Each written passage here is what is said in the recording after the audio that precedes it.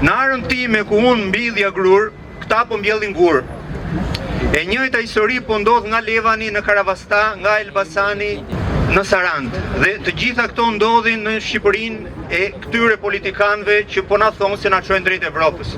Dhe unë pyes veten sot, në cilin vend të Bashkimit Evropian një fermer merret në polici se punon arën e vet, ndërsa kompanitë marrin qindra hektar për të kthyer ato në tokë të vdekur. Në cilin vend të Evropës jepet toka bujqësore pa miratimin e Këshillit Bashkiak, siç ka bërë Armando Subashi në Fier? Në cilin vend të Evropës digjen pyet për të zvendësuar me panele? Kjo ndodh vetëm në Shqipërinë e Edi Ramës dhe të zvendes kryeministres Belinda Balluku, që me mbështetjen e krimit elektoral në Fier sollën në parlament deputet që nuk kanë asnjë lidhje me qytetarët, bile as me interesat e socialistëve të vjetër që kanë votuar.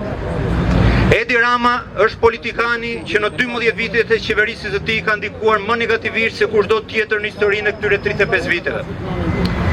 Ai ka ndërtuar një filozofi të largimit të shqiptarëve nga pronat e tyre, në mënyrë që fadromat oligarkëve mos të gjejnë asnjë pronar që të thojë ndalë se kjo ka zot.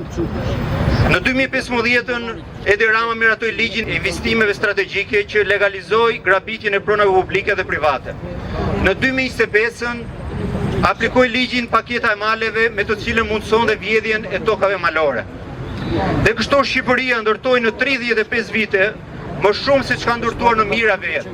Jo se është pasuruar më tepër, por sepse prona po trajtohet si mall supermarketi, si një mall i cili s'ka don dhe duhet konsumuar me çdo kusht. Sot, ndërsa ne jemi këtu përballë parlamentit, brenda po diskutohet buxheti i vitit 2025. Buxhet ku bujqësia sërish është lënë arres. Qeveria që shet ëndrrën evropiane është e njëjta qeveri që vjedh fondet i partë dhe që dogji mbi 100 milion euro subvencione sepse i donte për vete, jo për fermerët. Por Evropa ka treguar që korrupsioni nuk tolerohet. Kur hetohet dikush në Evropë, personi në hetim ul kokën dhe jep dorëheqjen, ndërsa në Evropë njeriu ka të shenjtë jetën dhe pronën. Në Shqipërinë e korrupsionit dhe të narkoshtetit të sektit Hajdut Edi Ramës, këto të dyja shtylla janë rrëzuar.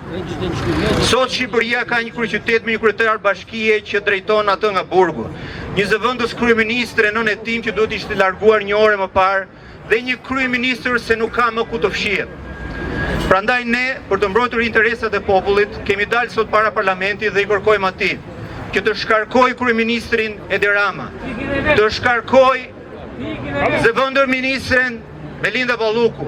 Janë ata që duhet të largohen dhe shqiptarët që duhet të qëndrojnë këtu. Faleminderit.